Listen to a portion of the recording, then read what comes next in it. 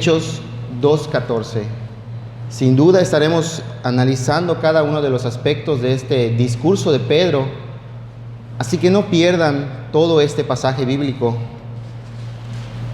La escritura dice así, Hechos 2:14.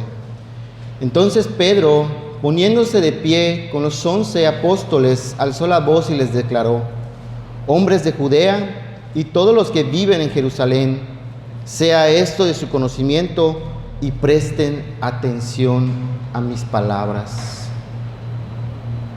Vamos a orar. Señor, háblanos, Padre. Prestemos atención a tu palabra, Señor.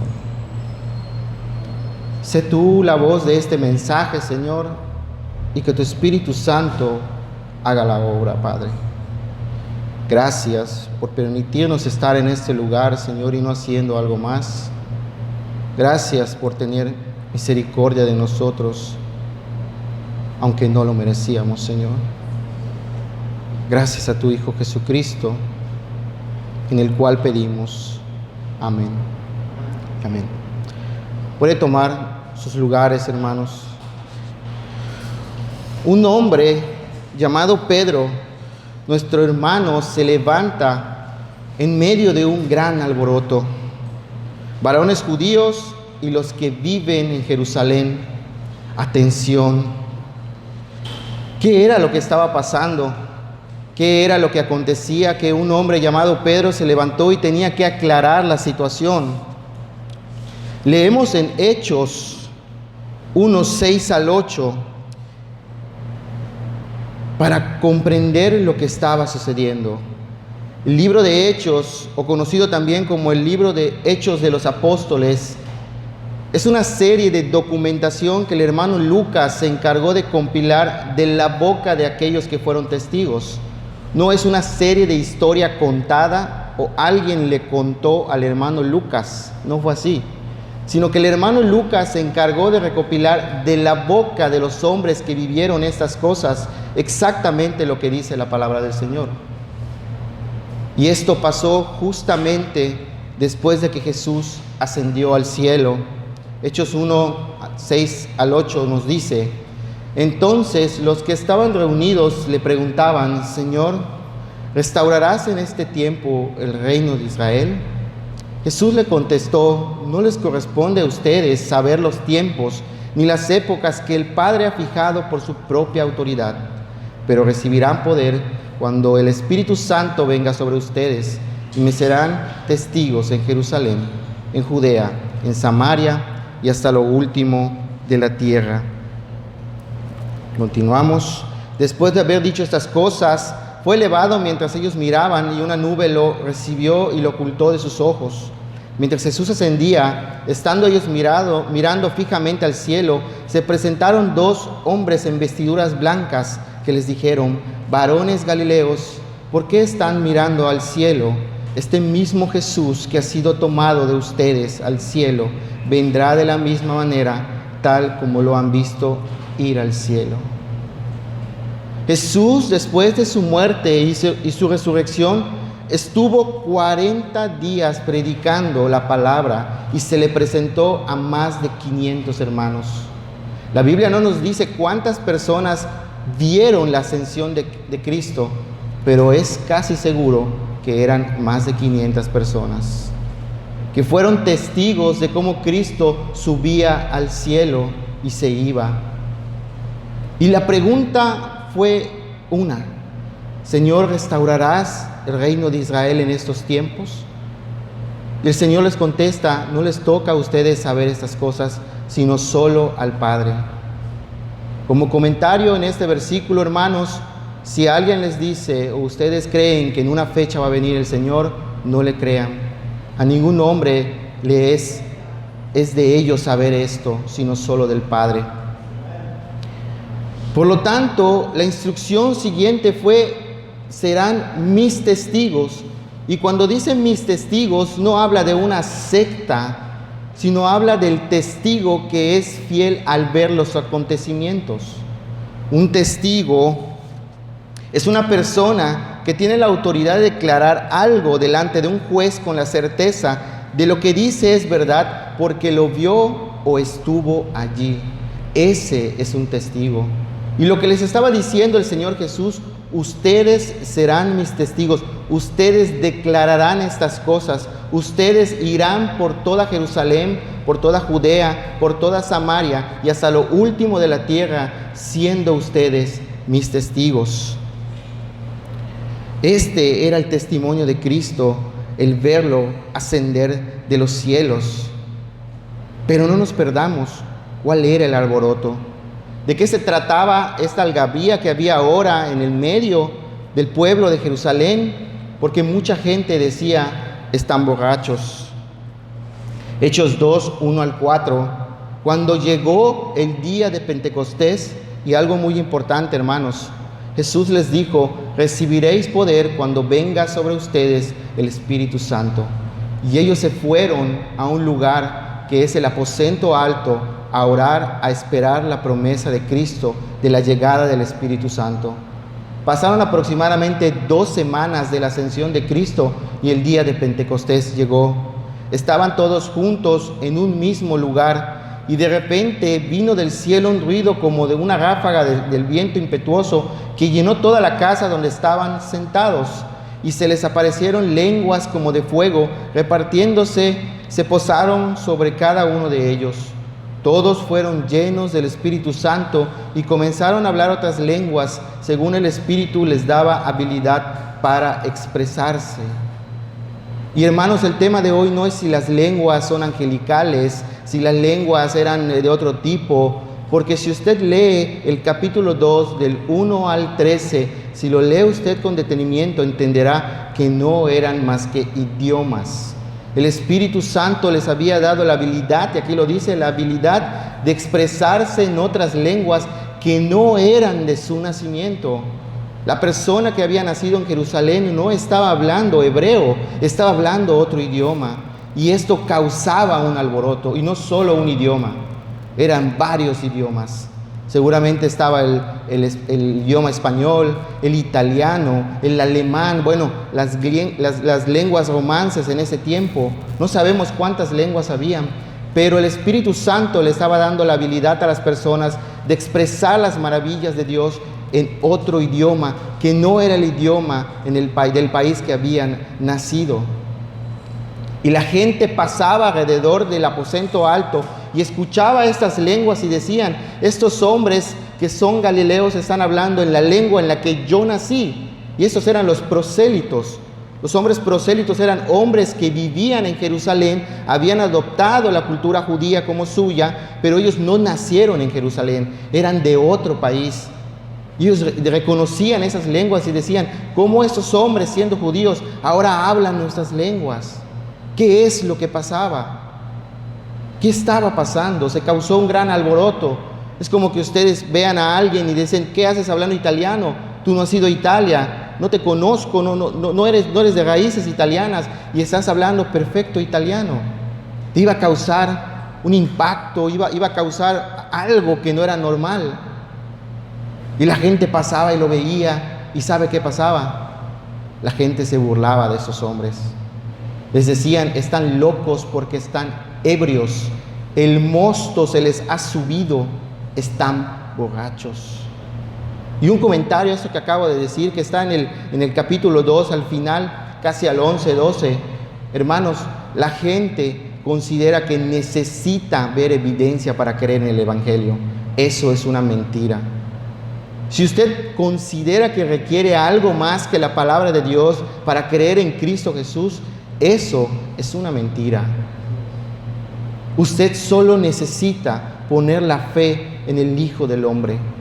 Usted solo necesita creer en aquel que puso su vida por nosotros. Pero hay gente, denominaciones, que consideran que si no hay una expresión en tu voz, como un sonido extraño, no tienes al Espíritu Santo y por lo tanto no puedes ser salvo. Eso es una mentira. Tampoco es de eso el estudio de hoy. El Espíritu Santo había caído sobre ellos. no sobre todos los que estaban en el aposento alto, no solo sobre los 12. Más de 500 hombres estaban esperando la señal de la venida del Espíritu Santo, y de momento todos comenzaron a hablar en lenguas.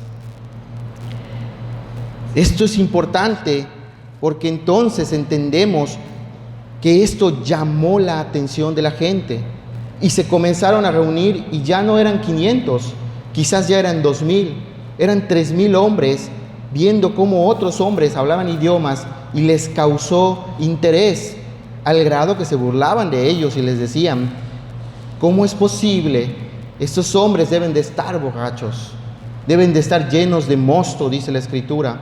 Y es entonces donde comienza el mensaje o el discurso de Pedro. Hechos 2:14. Entonces Pedro, poniéndose en pie con los 11, alzó la voz y les declaró: hombres de Judea y todos los que viven en Jerusalén, sea esto de su conocimiento y presten atención a mis palabras. Hermanos, presten atención a mis palabras. Este mensaje no es solo para la iglesia o el grupo de personas que estaba en ese momento con Pedro y con los 12. Es un mensaje tan actual como necesita la iglesia hoy en día. Haz un ejercicio mental. Necesito que estés escuchando a Pedro mientras yo hablo. Necesito que estés atento, como si tú estuvieras en el primer discurso de Pedro. ¿Qué dirías? ¿Qué pensarías? ¿Cómo estarías actuando? ¿Cuál sería tu manera de pensar respecto a estos hombres? Y esto es importante porque poca gente se atreve a hablar como Pedro habló en ese momento el Evangelio. El Evangelio ha sido distorsionado a través de los años. Y lo que queremos hacer, hermanos, o lo que debemos hacer los creyentes que estudiamos la Escritura, es hablar el mensaje sin cambiarlo, sin modificarlo, sin alterarlo. Debe ser el mismo mensaje predicado una y otra vez. Y si tú me dices ahora: hermano, ya escuché miles de veces este mensaje, pues escúchalo una vez más. Porque no hay otro mensaje, hermanos. Solo hay un mensaje de salvación. Es importante reconocer que hoy hay pastores que se levantan, se ponen frente a los púlpitos, dan un mensaje o el mensaje de salvación y no viven el Evangelio. Lo primero que debes de entender es que si tú vas a hablar el Evangelio, debes vivir el Evangelio. Es por el Espíritu Santo que los hombres son nacidos de nuevo a través de la palabra del Evangelio. Pero si un hombre conoce del Evangelio, pero no vive el Evangelio, lo único que hace es pisotear el Evangelio. No, hermano, no estás haciendo una buena acción. No te sientas bien contigo mismo considerando que ya le platiqué a mi amigo de Cristo si tú vives como un mundano. Esto no es congruente. Pedro se levantó siendo un Pedro diferente al que hemos visto en toda la historia con Jesús. Un hombre lleno del Espíritu de Dios, ya no con miedo a que lo apresen, a que lo encarcelen o a que lo crucifiquen. Vemos a un hombre diferente, puesto en pie, con valor, hablando y exponiendo el Evangelio, hermanos. Así que si tú quieres hablar el Evangelio allá en la calle o con tu familia en casa, primero vive el Evangelio. Primero vive el Evangelio, cree en el Evangelio y vive el Evangelio. De otra manera estarás haciendo lo que hacen muchos pastores o muchos creyentes, hablando por hablar, pero su conducta siempre es diferente a lo que predican. Es muy importante que entendamos esto. Pedro les aclara, versículo 15, Hechos 2, escuchen esto, porque estos no están borrachos como ustedes suponen, pues apenas es la hora tercera, sino que esto fue lo dicho por medio del profeta Joel. Y Pedro comienza declarando algo que Dios dijo por medio del profeta Joel, y esto se estaba cumpliendo en presencia de más de 3000 hombres. Profeta Joel 2, 28 al 21. Y cito Joel, hermanos, porque es exactamente, y si ustedes me siguen con la lectura en sus Biblias, en Hechos, es exactamente lo que dijo Pedro. Y sucederá después de esto. Pedro dice: y en los postreros días derramaré mi espíritu sobre toda carne, y sus hijos y sus hijas profetizarán, sus ancianos soñarán sueños, sus jóvenes verán visiones. Y aún sobre los siervos y las siervas derramaré mi espíritu en estos días. Haré prodigios en el cielo y en la tierra, sangre, fuego y columna de humo. El sol se convertirá en tinieblas y la luna de sangre, antes que venga el día del Señor, grande y terrible. Y todo aquel que invoque el nombre del Señor será salvo, porque en el monte de Sión y en Jerusalén habrá salvación, como ha dicho el Señor, y entre los vivientes estarán los que Él llame, los que el Señor llame. Eso es exactamente lo que dijo Pedro el día de Pentecostés. Y cuando la Biblia hace referencia a un profeta en el Antiguo Testamento, ese día se cumplió lo establecido desde antes de la fundación del mundo. Cuando el profeta Joel expresó esas palabras, hablaba de este día, del día de Pentecostés. Así que no esperes un derramamiento nuevo del Espíritu de Dios para una nueva revelación o nuevas lenguas, o que un grupo de personas se levante pensando que ese es el día que marca la Biblia como el día de Joel. No, ese día se cumplió el día de Pentecostés. ¿Y saben por qué? Porque desde que el Señor descendió al cielo, desde ese momento comenzaron los postreros días. Hermanos, estamos en los postreros días.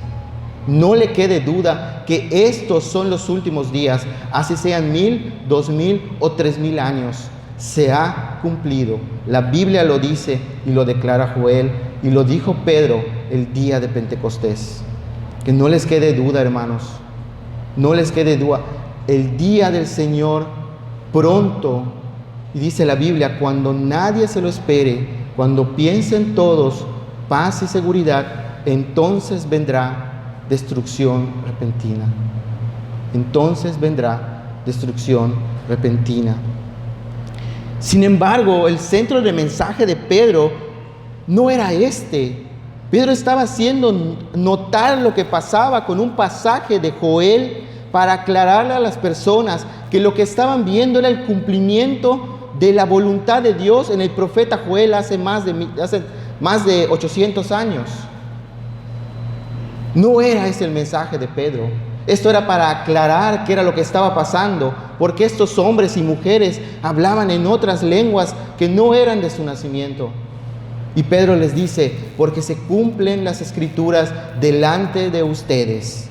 Estos hombres y mujeres están siendo llenos del Espíritu de Dios y ahora pueden hablar en otras lenguas de las maravillas de Dios.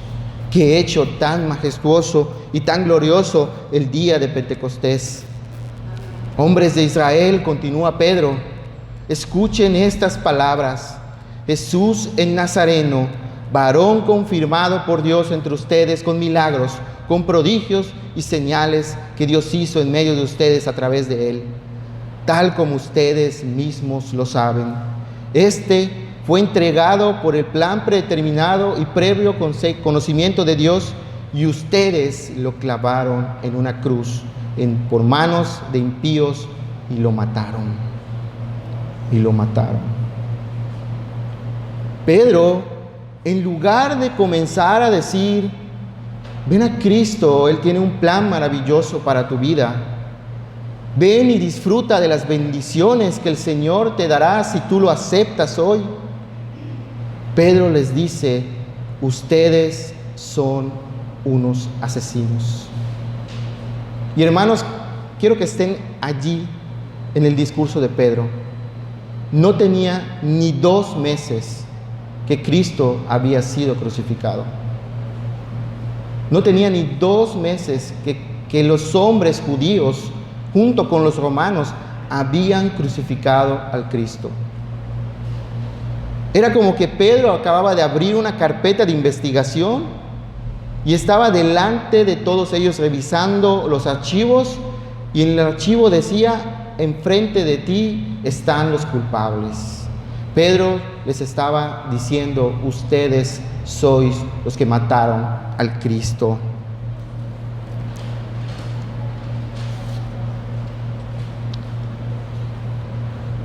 El Evangelio, como primera característica, el Evangelio confronta. El Evangelio confronta, y la confrontación no es negociable con el Evangelio. Si tú presentas la salvación sin hacerle ver a la persona que requiere salvación, tú no has hablado el Evangelio. Si tú presentas el Evangelio sin decir la palabra culpable durante el discurso del Evangelio, tú no has hablado el Evangelio. Quieres dar la cura sin decirle a la persona la gravedad del asunto y por qué necesita esa cura. Es como ir con el médico, ver la cara del doctor que tiene malas noticias, pero el doctor no te quiere lastimar, no quiere que tú sufras. Entonces tú le preguntas al doctor, doctor, dígame la verdad, ¿qué pasa? Mira, todo está bien. Tómate esta pastilla y vas a estar bien. ¿Seguro, doctor? Sí, seguro. Perfecto. Y se va el Señor con un placebo a disfrutar sus últimos 3 días de vida, porque el doctor no le quiso hacer daño al paciente. Mala praxis se debería decir. Mala praxis debería de ser que un doctor esconda un diagnóstico tan terrible a un enfermo de muerte. Lo mismo pasa con el Evangelio, hermanos. Si usted no cuenta con los argumentos suficientes y el conocimiento que es de la Escritura para ponerte de pie delante de otro hombre y decirle, eres un pecador, te guste o no escuchar esto, te sea chocante, te atraviese, tú eres un hombre pecador. No importa tu dinero, no importa tu estatus, no importa lo que hayas hecho, no importa tus buenas acciones, eres un pecador delante de un Dios santo. Por cuanto todos pecaron, todos están destituidos de la gloria de Dios. El mensaje del Evangelio nos va a confrontar. Y lo que hacía Pedro era exactamente esto. Les estaba diciendo, ustedes que vieron a Cristo caminar entre ustedes, y Cristo que fue confirmado por Dios por medio de señales, de prodigios que ustedes habían visto, ustedes lo entregaron para morir en la cruz. La sangre de Cristo estaba todavía fresca en el campo de la calavera, y estos hombres lo sabían. Seguramente ahí había un grupo de personas que fueron y gritaban que crucifícanle. Seguramente allí había un grupo de personas que lo veían a lo lejos, riéndose y burlándose de él. Seguramente allí había un grupo de personas que le escupieron la cara y le decían, eres un hereje por decirte hijo de Dios. Habían ya más de 3,000 personas escuchando este discurso. Y lo que resonaba en sus oídos ahora, eres culpable. No hay nada que puedas hacer, no hay nada que puedas decir. Tu condición te acusa. Y el hombre tiene un problema con la palabra pecado porque es un término judicial. Cuando el juez dicta sentencia, la sentencia es irrevocable. El único que podría dar un indulto para que no seas llevado a la muerte sería el rey o el presidente en nuestro caso. Pero la sentencia es la misma. La sentencia es muerte. Y yo sé que tú estás pensando, mire hermano, me acabo de salir de donde estaba y yo no estoy ahí. Yo no era un judío, yo no estaba con ellos, yo no entregué a Cristo, yo no me porto tan mal, yo soy un hombre bueno. Yo sé que lo puedes estar pensando, porque antes yo igual pensaba lo mismo. Pero me encanta esa doctrina. Romanos 3:10, hermano. Como está escrito, no hay justo ni aun uno. Y lo he dicho antes y lo repetiré cuantas veces sea necesario. Si tú hablas esas escrituras, si lees Romanos y tú no te ves como estos hombres, estás leyendo mal la Biblia. Porque acusas a otros hombres de un pecado perverso, pero tú no, tú eres diferente. ¿Qué te hace diferente a otros hombres? Nada. Eres igual a todos. Y la Biblia nos declara: no hay justo ni aun uno. Por cuanto todos pecaron, todos están destituidos de la gloria de Dios. Jeremías 2:22 nos dice: aunque te laves con lejía y uses mucho jabón, la mancha de tu iniquidad aún está delante de mí, declara el Señor. No podrás quitar la mancha de tu iniquidad de ninguna manera. Eres culpable de todos los cargos. Y Pedro estaba diciendo exactamente lo mismo a más de 3,000 hombres. Pero hermano, el Evangelio es amor. El Evangelio es amor, hermano. Esto me han predicado a mí, que el Evangelio trae esperanza, trae amor. Es verdad.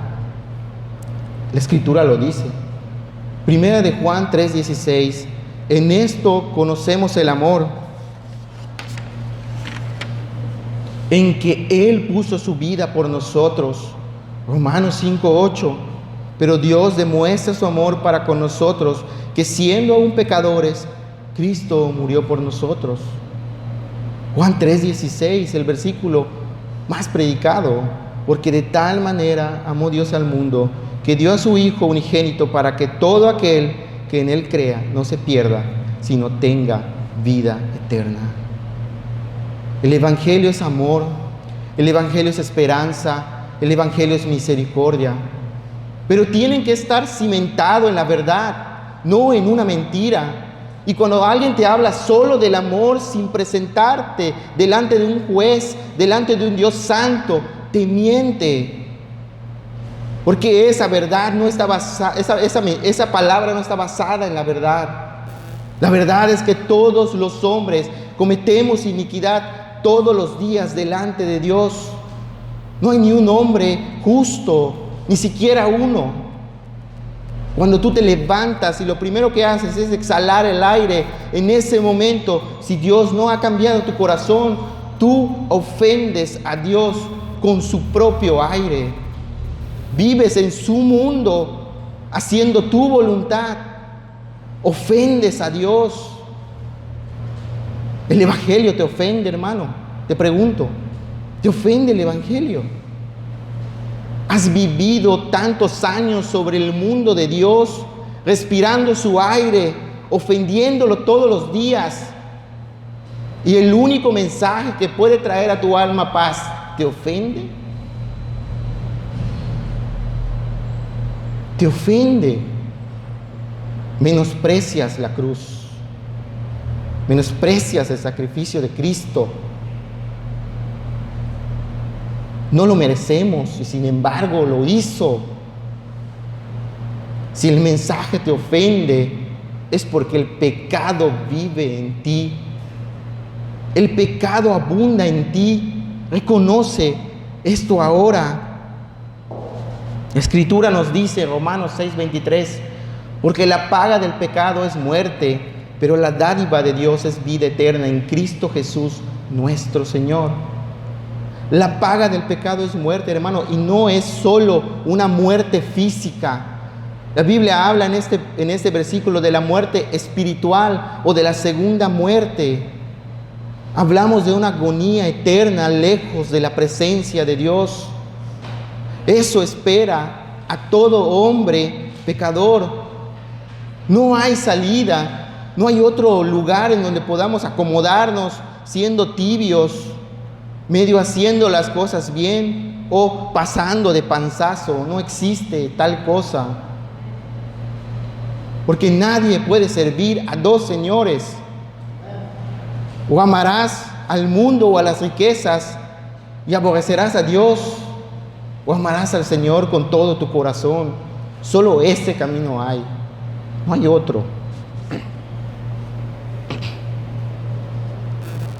Continúa el hermano Pedro.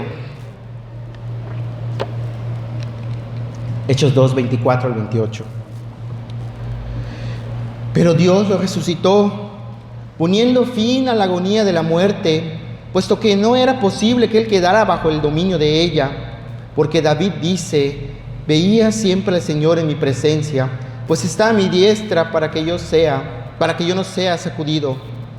Por lo cual mi corazón se alegró y mi lengua se regocijó, y aún hasta mi carne descansará en esperanza, pues tú no abandonarás mi alma en el Hades, ni permitirás que tu santo vea corrupción.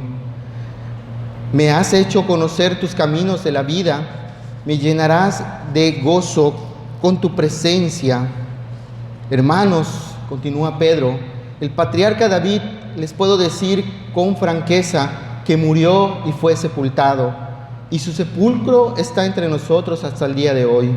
Pero siendo profeta y sabiendo que Dios le había jurado sentar a uno de sus descendientes en su trono, miró hacia el futuro y habló de la resurrección de Cristo, que ni fue abandonado en el Hades, ni su carne sufrió corrupción. A este Jesús resucitó Dios, de lo cual todos nosotros somos testigos. Todos nosotros somos testigos. Y lo que hace Pedro a continuación, hermanos, es confirmar que Cristo era el Hijo de Dios. La resurrección de Cristo es y ha sido y siempre será la confirmación de que Cristo era el Hijo de Dios. No hay otro hombre que haya hecho este prodigio. Solo Cristo ha resucitado de entre los muertos. Y este fue un sello con el cual Dios dijo: este es mi Hijo amado en el cual yo tengo complacencia, y lo rescató de la muerte, puesto que lo había dicho a su siervo David, que su cuerpo no permanecería allí, ni vería corrupción. Era lo que estaba explicando Pedro. A este Jesús Dios resucitó. Hechos 2, 33 al 36. Así que, exaltado a la diestra de Dios y habiendo recibido del Padre la promesa del Espíritu, ha derramado esto que ustedes ven y oyen. Cristo ha cumplido la promesa del Padre con esto que ustedes ven ahora. El cumplimiento de su palabra en la profecía del profeta Joel. El cumplimiento de su palabra en la vida completa de Jesucristo. El cumplimiento de su palabra que aunque estén muertos, vivirán. Porque David no ascendió a los cielos, pero él mismo dijo el Señor a mi Señor: siéntate a mi diestra, hasta que ponga a tus enemigos por estrado a tus pies. Sepa pues con certeza toda la casa de Israel, que a este Jesús, a quien ustedes crucificaron, Dios lo ha hecho Señor y Cristo. Señor y Cristo. El mensaje de la cruz no es fácil de digerir. El mensaje de la cruz es chocante. El mensaje de la cruz nos golpea y no tenemos cómo defendernos, porque ciertamente somos culpables de la sangre de Cristo y no hay manera de hacer algo al respecto. Y ahora les dice Pedro a estos hombres, a estas más de 3,000 personas: a este Cristo ustedes crucificaron. Ustedes crucificaron. Yo no sé, hermanos, ¿qué es lo que usted está pensando cuando usted oye el Evangelio? No tengo idea de lo que pasa por su mente.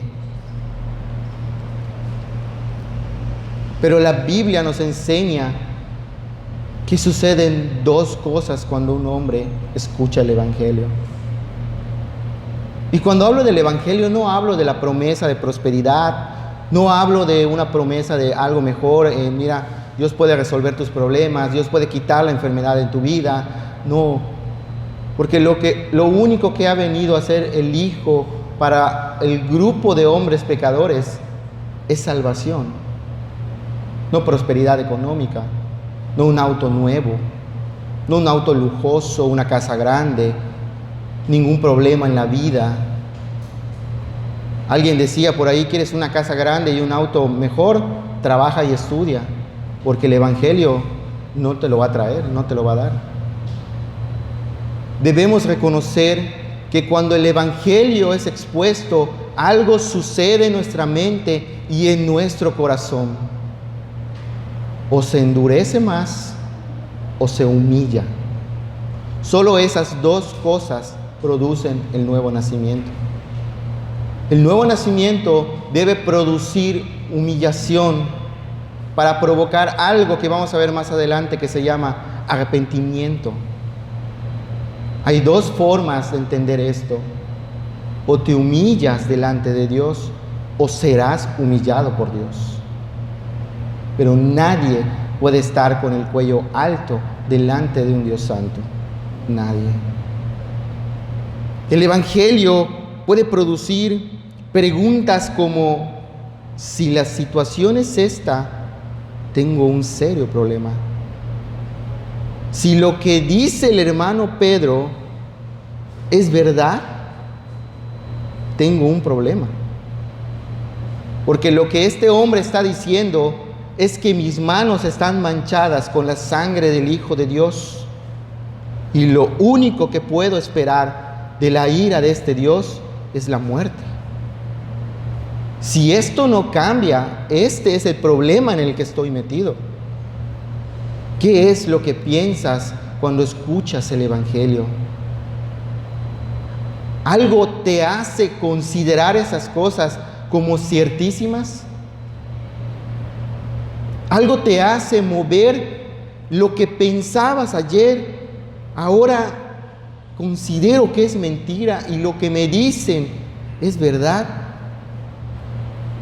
Puedo escuchar el murmullo entre las 3,000 personas diciendo: si este Pedro tiene razón, estamos en un problema. Y otro grupo de personas por ahí comentando: lo que él dice es verdad, tenemos un problema. Y haciéndose preguntas uno contra el otro, al fin de formular solo una pregunta. Solo una pregunta. Pero para que tú llegues a considerar que el Evangelio es un mensaje de salvación, algo tiene que suceder en ti. El corazón, Jeremías 17:9, más engañoso que todo es el corazón y sin remedio, perverso, dice la Reina Valera. ¿Quién lo comprenderá? Proverbios 6:18, un corazón que trama planes perversos, pies que corren rápidamente hacia el mal. Tu corazón nunca considerará verdad la palabra del Evangelio, a menos que ocurra algo.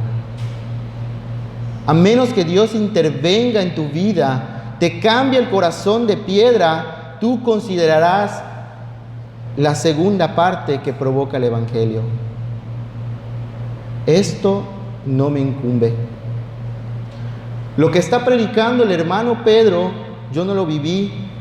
Y lo que está predicando el hermano Rogelio, prefiero no escucharlo. Creo que si no me comprometo con lo que él está diciendo, estaré a salvo unos días más.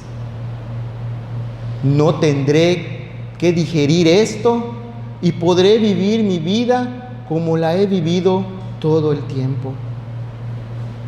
Y esto es igual a rechazar el Evangelio. Si no lo sabías, el no hacer nada cuando escuchas el Evangelio es hacer algo, es rechazar el Evangelio. Porque estoy hablando lo que decía el hermano Pedro, pero rechazas a Pedro y me rechazas a mí. Pero déjame decirte algo, no rechazas al hermano Pedro, ni me rechazas a mí. Rechazas al Espíritu de Dios. La Biblia es clara cuando hay una responsabilidad en cuanto a qué hacemos con el mensaje que se nos ha dado. ¿Recuerdan la parábola de el dracma perdido? ¿O el campo donde está el tesoro? Lo escondemos, ya vi que está el tesoro, vendo todo, compro el tesoro, la palabra de Dios. Es lo más importante en nuestras vidas. Y los hombres y las mujeres no les interesa. No les interesa. Todos pensamos de la segunda manera. Mientras no me comprometa, mientras no me involucre, mientras yo lo ignore, todo estará bien. Hermanos, ya no tienes excusa. El no hacer nada ante la exposición del Evangelio es hacer algo, es rechazar la palabra de Dios. ¿Qué produce el mensaje de la cruz? Porque no es primera vez que escuchas un mensaje como este, porque seguramente habrás escuchado otros exponentes mejores que yo en la palabra, diciéndote: eres pecador, arrepiéntete, ven a Cristo en arrepentimiento y fe. ¿Cómo respondes a eso? ¿Cómo respondes al Evangelio que hoy se te predica? El Evangelio confronta, el Evangelio humilla. El corazón de un hombre es tan duro como una piedra y tan perverso como no tienen idea.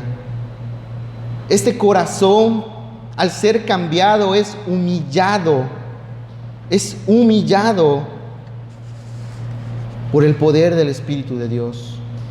Comienzas a considerar el mensaje como el único mensaje que puedes adoptar, en el cual hay salvación. No en tus argumentos, no en tus mejores títulos. El mensaje que trae salvación lo comienzas a ver como bueno. Y para que eso suceda, tu corazón de piedra tiene que cambiar. Algo tiene que suceder de parte de Dios dentro de ti, Porque Hechos 3:37 dice: al oír esto, conmovidos profundamente, y la Reina Valera dice: compungidos de corazón, dijeron a Pedro y a los demás apóstoles: hermanos, ¿qué haremos? Hermano, ¿qué haremos? Pero hay algo aquí: conmovidos profundamente, compungidos de corazón. Y la explicación de esto es que se quebró el corazón de ellos. Una forma de explicarlo es esa, como cuando hay una profunda tristeza que no puede ser curada porque es tan profunda que no sabes de dónde viene. No importan los abrazos, no importan las caricias, no importa que esté tu mejor, no hay nada que calme ese dolor. A lo mejor nunca han sentido un dolor tan profundo. Pero el Evangelio debería producir esto: un quebranto de corazón. Que seamos conmovidos profundamente por el hecho de que somos pecadores y requerimos salvación de parte de Dios. No hay otro mensaje, no hay nada más que añadirle. Hay doctrinas alrededor, pero el mensaje de salvación es el mismo. Para un gran pecador como yo, requiero un gran Salvador como Cristo. ¿Qué haremos? Es la pregunta que un hombre verdaderamente preocupado por su situación hace. ¿Qué haremos? Es la pregunta que un hombre humillado por el Evangelio hace. ¿Qué haremos? Es la pregunta de un hombre que ha visto la luz en las palabras y entendió el mensaje del Evangelio. ¿Qué haremos? ¿Qué podemos hacer? Somos culpables, necesitamos ayuda. ¿Qué haremos, Pedro? ¿Qué haremos? ¿Qué haremos? Y si la historia hubiera terminado aquí, el problema en que nos hubiéramos metido también nosotros. ¿Se imaginan que la Escritura diga: y Pedro se dio la vuelta con los 12 y se fue? Todos nos quedaríamos como: ¿y qué haremos? ¿Qué haremos? El Evangelio es esperanza, es misericordia y es paz. Mi amigo, que vienes hoy aquí, que escuchas este mensaje por internet, si tu corazón ha sido conmovido por las palabras de nuestro hermano Pedro, no esperes mañana. Es verdad que no hacemos llamados al frente, ni hacemos que repitas una oración armada para ver si en una de esas te salvas. Pero si hay algo dentro de mí que te tiene incómodo y tu corazón ha sido quebrantado, no esperes un día más. Ven a Cristo en arrepentimiento y fe. Solo Él puede cambiar tu situación actual. Tú estás en tinieblas y si Él no viene y te saca a su luz admirable, continuarás en tinieblas. Debes entender esto y debes preguntarte, ¿qué haremos? ¿Qué haremos? Hechos 2, 38 y 39. Entonces Pedro no se fue. Pedro les dijo, arrepiéntanse y sean bautizados cada uno de ustedes en el nombre de Jesucristo para perdón de pecados y recibirán el don del Espíritu Santo, porque la promesa es para ustedes, para sus hijos y para todos los que están lejos, para tantos como el Señor nuestro Dios llame. Para tantos como el Señor nuestro Dios llame. Mientras sigan habiendo hombres que no quieran cambiar el discurso, seguirán habiendo mensajes como el de Pedro. Hoy en las iglesias no dicen pecado, no dicen pecador, no dicen santo Dios, no dicen juicio de Dios, no dicen ira de Dios, porque la gente se ofende. Porque se les puede ir la gente, han cambiado el mensaje, porque prefieren tener sillas llenas que corazones cambiados, y los acuso de traicionar a Cristo. Arrepiéntanse, les dice Pedro, y sean bautizados. El Evangelio es un mensaje de esperanza, es un mensaje de paz. Vean que dice Romanos 5:1, por tanto, habiendo sido justificados por la fe, tenemos paz para con Dios por medio de nuestro Señor Jesucristo. Justificados por medio de la fe, tenemos paz para con Dios. ¿Que no este era el problema original de estos hombres en Judea? Tenemos un problema, crucificamos al Hijo de Dios. No va a haber paz entre Dios y nosotros. Si Dios nos quiere destruir ahora mismo, será justo porque hemos crucificado a su Hijo. Nunca habrá entre nosotros paz a menos que Él tenga misericordia. Pedro, ¿qué haremos? ¿Qué haremos? Porque tenemos un serio problema, no estamos en paz con Dios. Habiendo sido justificados por la fe, tenemos paz para con Dios. El mensaje del Evangelio es un mensaje de amor, es un mensaje de paz, es un mensaje de misericordia. Porque siendo aún pecadores, Cristo murió por nosotros. No consideres una mejor alternativa el vivir bien en tus preceptos o en tus ideas, porque hay mucha gente que piensa que con acciones buenas entonces el objetivo se logrará. Estoy seguro que cuando yo llegue delante de Dios y Dios me diga, bueno, ¿por qué no tengo que echarte al infierno?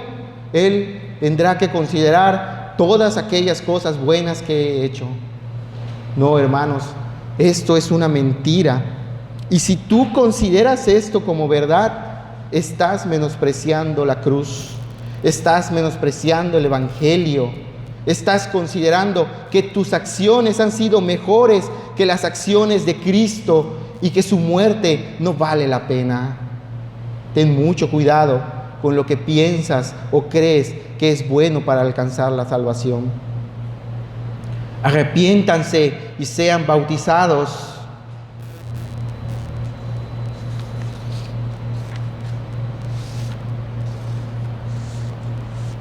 Hechos 2:40. Y Pedro, con muchas otras palabras, testificaba solemnemente y exhortaba diciendo, sean salvos de esta perversa generación. Pedro no solo dio un mensaje ese día, la palabra nos dice que seguía exhortando y testificando solemnemente que no esta era la palabra que Cristo les había dicho el día que ascendió al cielo. Ustedes serán mis testigos. Y Pedro estaba siendo testigo porque testificaba lo que Cristo había hecho. Ustedes serán mis testigos. Hermanos, nosotros creemos por el testimonio de estos hombres, porque ciertamente ninguno de nosotros estuvo en Galilea con Cristo, porque ciertamente ninguno de nosotros vio levantarse al amigo de Cristo de la tumba, a Lázaro, porque ninguno de nosotros lo vio caminar en el mar, ni tampoco vio que alimente a los 5,000, pero el testimonio de hombres y mujeres que estuvieron con Cristo día y noche durante 3 años y después de su ascensión es un testimonio fiel, verdadero, que está escrito en su palabra. Y por el testimonio de esos hombres ahora nosotros creemos en el Evangelio de Cristo. ¿Necesitas algo más? ¿Quieres ver prodigios? Lee los Evangelios. ¿Quieres ver maravillas? Lee los Evangelios. ¿Quieres ver y conocer al Señor, al Dios vivo? Lee el Antiguo Testamento. ¿Quieres saber cuáles son las promesas que Dios tiene para tu vida? Lee el Antiguo Testamento. No ha cambiado. El Señor no cambia y de ninguna manera hará cambiar sus decretos. No hay forma que eso pase. Es por el testimonio de estos testigos. Pedro fue testigo de la ascensión de Cristo.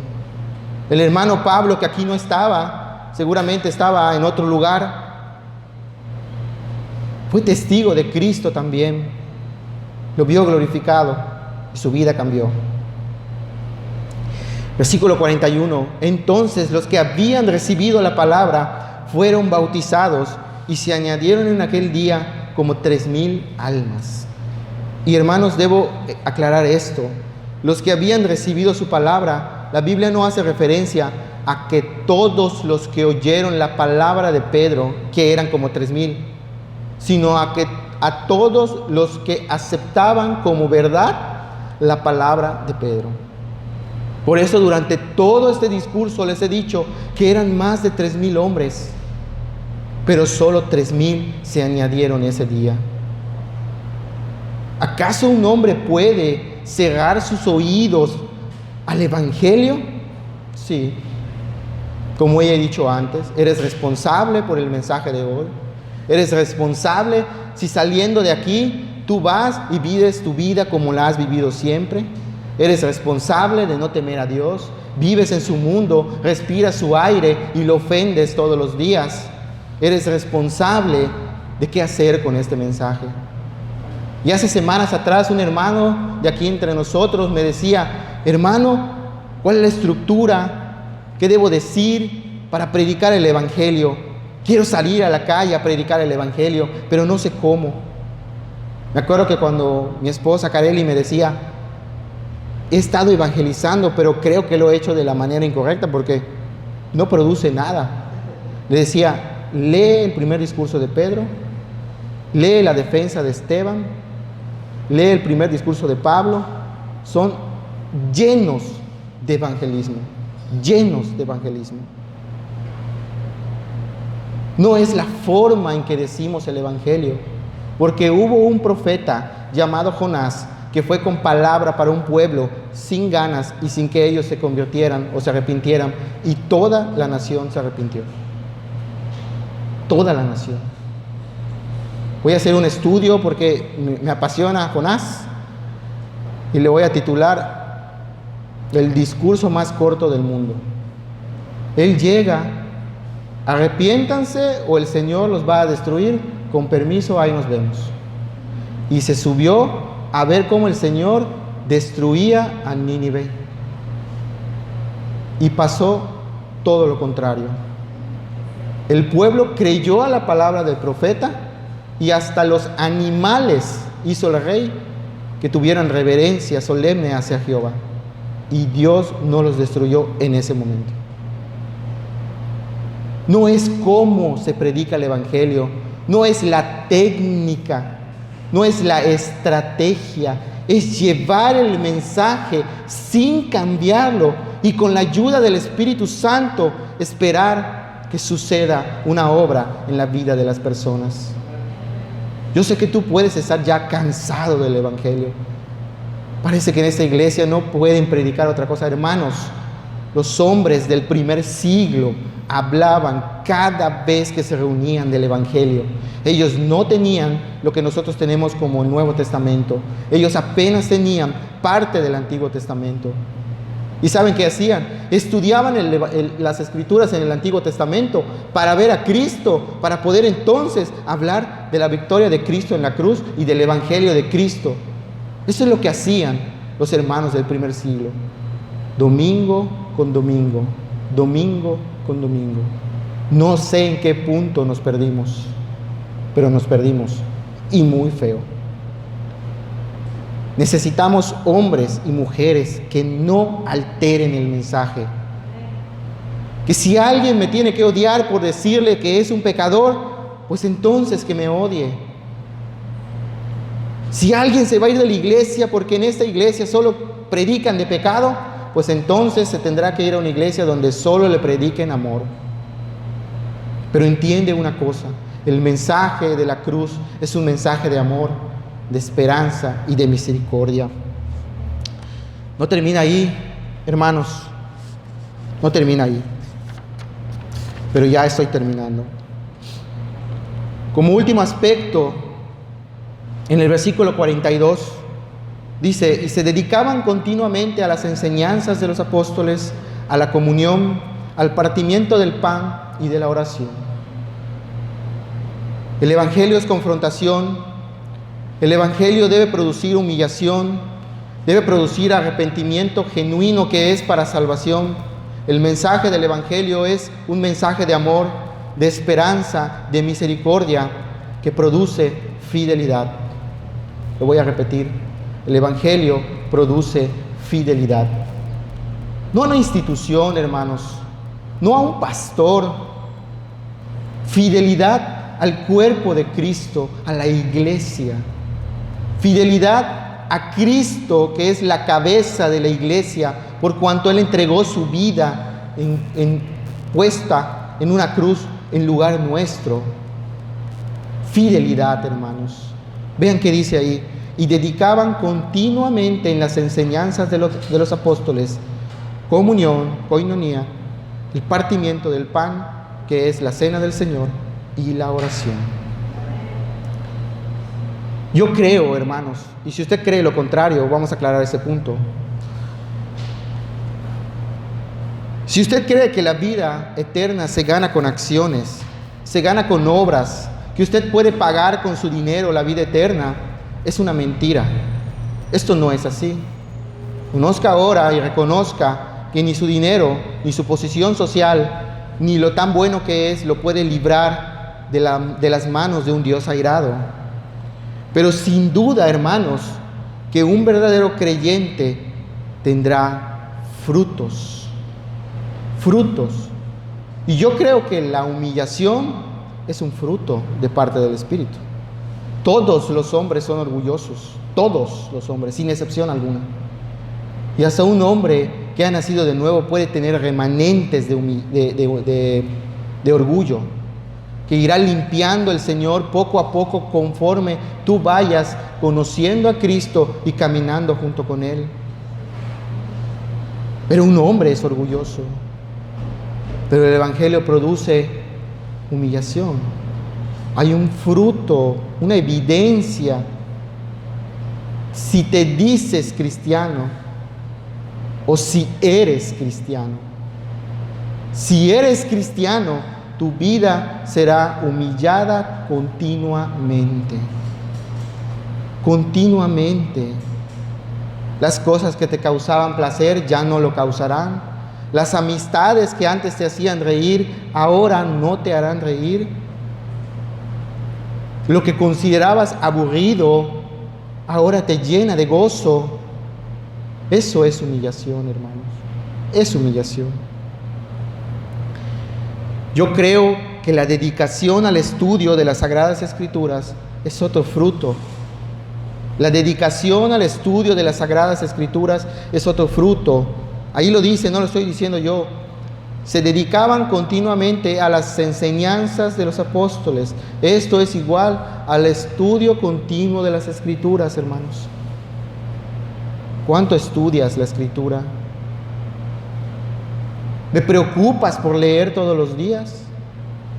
¿O basta con escuchar una buena prédica de MacArthur en casa? ¿Cuánto es tu tiempo invertido en las Escrituras? Porque no puedes decir que amas a Dios y aborrecer su palabra o ignorar su Escritura. Tú no puedes jactarte o decir, soy un cristiano, y nunca venir a los estudios bíblicos cuando la iglesia les dice, vengan al estudio. Porque ¿de qué se trata? De vivir la vida como nosotros pensamos que es una vida cristiana, o vivir la vida de un creyente como lo marca la Escritura. Estoy hablando de los hermanos del primer siglo, que si algo deberíamos tomar de esto es exactamente esto. ¿Qué hacían los hermanos? Hagamos exactamente lo mismo. No hay pierde. No nos vamos a equivocar. Era lo primero que Dios puso. Eran las bases de lo que hoy conocemos como iglesia. Pero hoy vemos iglesias llenas de actividades seculares y nada de estudio. Llenas de aniversarios, de cualquier cosa, menos de días de estudio. Eso es lo que ocurre hoy en las iglesias que se denominan cristianas. El partimiento del pan, la comunión, koinonía. La comunión no solamente era de que eran en un mismo sentir, sino que pensaban, hablaban y se comportaban todos de la misma manera. Y lo voy a decir con palabras actuales, porque a lo mejor no me entiendan. Había una clara diferencia entre un cristiano y un judío para los que estaban en Jerusalén.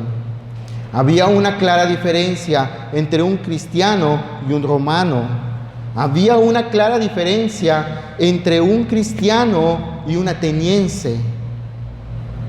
Hoy debería haber una clara diferencia entre un creyente y un mundano. ¿Y sabe qué? Casi no la hay. Vemos personas yendo a eventos totalmente mundanos para no quedar mal con el mundo. Es que es mi primo, es que es mi amigo, es que tampoco te vale la cruz. Vemos a gente que sale de las iglesias y se comporta como gente del mundo, sin que les importe absolutamente nada. Yo no soy el Espíritu Santo, pero la Biblia nos enseña quiénes eran esas 3,000 personas. Estudiaban la doctrina de los apóstoles, estaban en comunión, tomaban de la cena del Señor. Bueno, ahí me pueden decir ustedes, bueno, es que todas las iglesias hacen la cena del Señor. Sí. Puedes ir a cualquier iglesia y preguntarles, ¿cuándo hacen Santa Cena? Y te van a decir, cada mes, cada 15 días, cada 6 meses. Ya lo tienen calendarizado.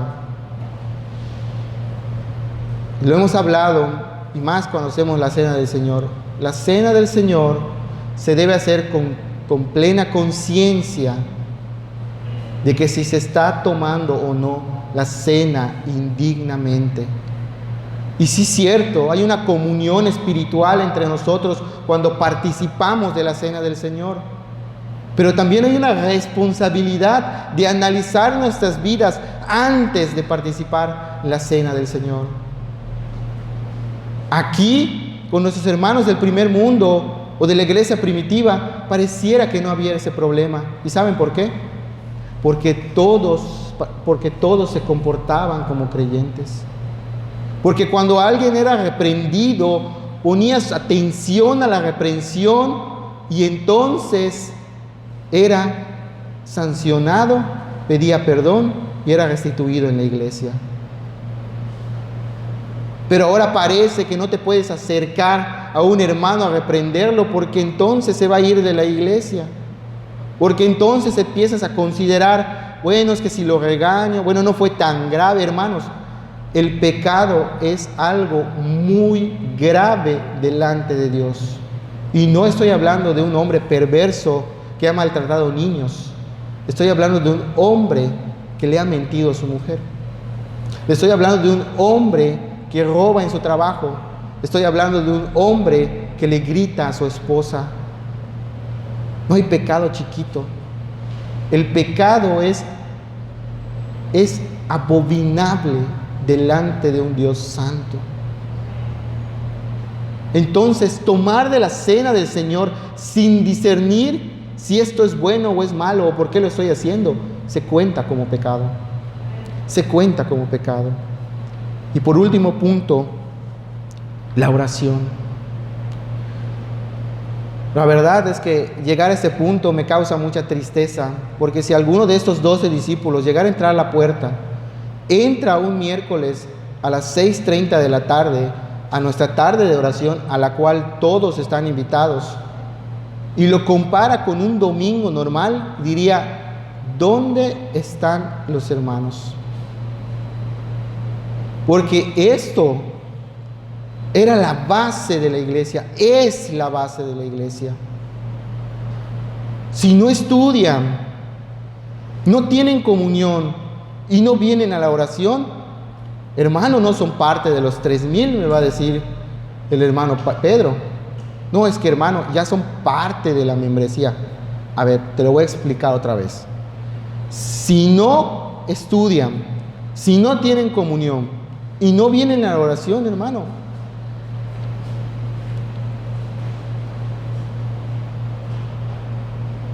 así me quedaría. No buscaría ni dónde meter la cara. Hermanos, este mensaje es el mensaje del Evangelio. El mensaje del Evangelio es un mensaje que confronta, es un mensaje que humilla, que nos lleva al arrepentimiento, es un mensaje de esperanza, de amor, de misericordia, y es un mensaje que nos debe producir fidelidad, no a la institución, no al pastor, fidelidad a Dios. Y cuando tú te dices creyente y no haces estas cosas, ¿qué esperas que pensemos los que sí son creyentes? ¿Qué esperas? Yo sé, hermanos, no es fácil. Y me paro aquí y no es fácil porque yo también no he cumplido perfectamente con lo que Dios me ha dado a hacer. Y nos sentimos inútiles a veces. Y le pido a Dios que nos llene de su Espíritu Santo para poder entonces sí cumplir con lo que Dios nos pide en toda nuestra manera de vivir. No en algunos aspectos. Porque la vida de un creyente no es solo los domingos y los miércoles que venimos al estudio. No es solamente mientras oro en la mañana.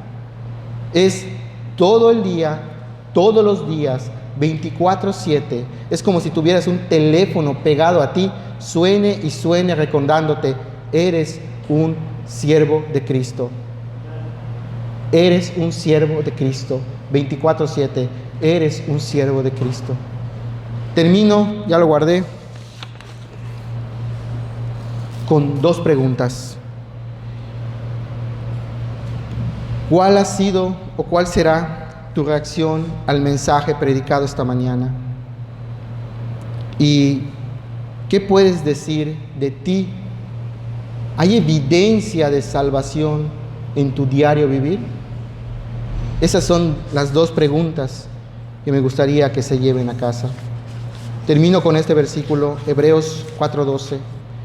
Porque la palabra de Dios es viva y eficaz y más cortante que cualquier espada de 2 filos. Penetra hasta la división del alma y del espíritu, de las coyunturas y los tuétanos, y es poderosa para discernir los pensamientos y las intenciones del corazón. Y lo voy a traducir en una sola oración. La palabra del Evangelio quebranta los corazones de los hombres. Vamos a ponernos de pie.